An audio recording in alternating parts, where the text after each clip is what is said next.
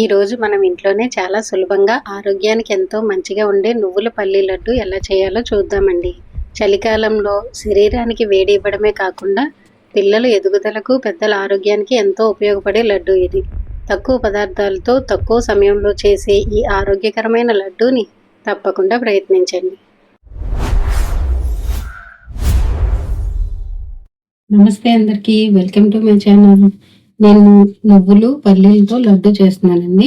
అలాగే 2 స్పూన్ల అటుకులు కూడా తీసుకున్నాను. ప్యాన్ పెట్టుకుని అది హీట్ అయ్యాక కప్లో సగం పల్లీలు తీసుకున్నాను కదా, వాటిని డ్రై రోస్ట్ వేసుకున్నాను.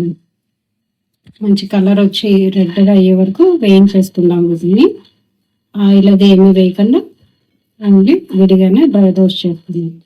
పల్లీలు ఇలా వేగితే చాలండి. ఇప్పుడు వీటిని తీసి పక్కన పెట్టుకున్నాం. కప్పు నువ్వులు తీసుకున్నాం కదా, వీటిని శుభ్రం చేసుకుని నీట్గా చేసుకుని పక్కన పెట్టుకున్నాను కదండి. వాటిని కూడా వేసి వేయించేసుకున్నాము. కొంచెం నువ్వులు చిటపట్లాడితే చాలండి. ఇప్పుడు తీసుకుని పక్కన పెట్టుకోవచ్చు. కొంచెం సువాసన వచ్చే వరకు మంచిగా ఇలా వేయించుకున్నాము.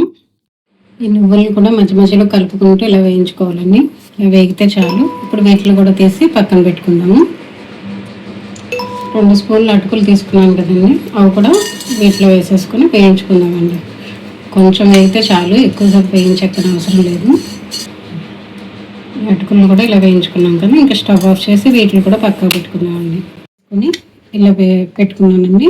వీటిలో అన్నిటినీ చల్లారాక విడివిడిగా గ్రైండ్ చేసుకుందామండి. ఇప్పుడు పల్లీలు వేసుకుని గ్రైండ్ చేద్దాం. చూద్దామండి. గ్రైండ్ చేసుకున్నాం కదా, ఇలా గ్రైండ్ అయితే చాలు. దీన్ని తీసి పక్కన పెట్టుకుందాము. ఇలా పెట్టుకున్నానండి. వీటిలో అన్నిటినీ చల్లారాక విడివిడిగా గ్రైండ్ చేసుకోవాలండి. ఇప్పుడు పల్లీలు వేసుకుని గ్రైండ్ చేద్దాం. చూద్దామండి. గ్రైండ్ చేసుకున్నాం కదా, ఇలా గ్రైండ్ అయితే చాలు. దీన్ని తీసి పక్కన పెట్టుకుందాము. పల్లీలు, అటుకులు, నువ్వుపప్పు ఇలా గ్రైండ్ చేసేసుకుని 3 కలిపేసుకున్నానండి. దీన్ని పక్కన పెట్టుకుందాము. ఇప్పుడు ఏ కప్పుతో నువ్వులు తీసుకున్నాను అదే కప్పుతో బెల్లం తీసుకున్నాను. దాన్ని కూడా మిక్స్ చేసుకుందామండి. బెల్లాన్ని ఇలా గ్రైండ్ చేసుకున్నాం కదండి, ఇందులో ఈ పొడిని కొంచెంగా వేసుకుని మళ్ళీ ఒకసారి తిప్పేసుకుందామండి. ఇలా గ్రైండ్ చేసుకున్నాం కదండి, దీన్ని కూడా మొత్తం అందట్లో వేసేసుకుని లడ్డూల్లో చేసుకుందామండి. పిండి అంతని మళ్ళీ కలిసేలాగా బాగా కలుపుకుందామండి. కొత్తగా మా ఛానల్ ఎవరైనా చూస్తూ ఉంటే కనుక సబ్స్క్రైబ్ చేసుకోండి. అలాగే బెల్ ఐకాన్ ప్రెస్ చేయడం మర్చిపోకండి. మేము ఏదైనా కొత్త వీడియో పెడితే కనుక మీకు ముందర ఇన్ఫర్మేషన్ వస్తుంది. వీటిని ఇలా బాల్స్లా చేసేసుకుందామండి. రౌండ్గా నీట్గా చేసుకుని ప్లేట్లోకి సర్వ్ చేసుకుందాం.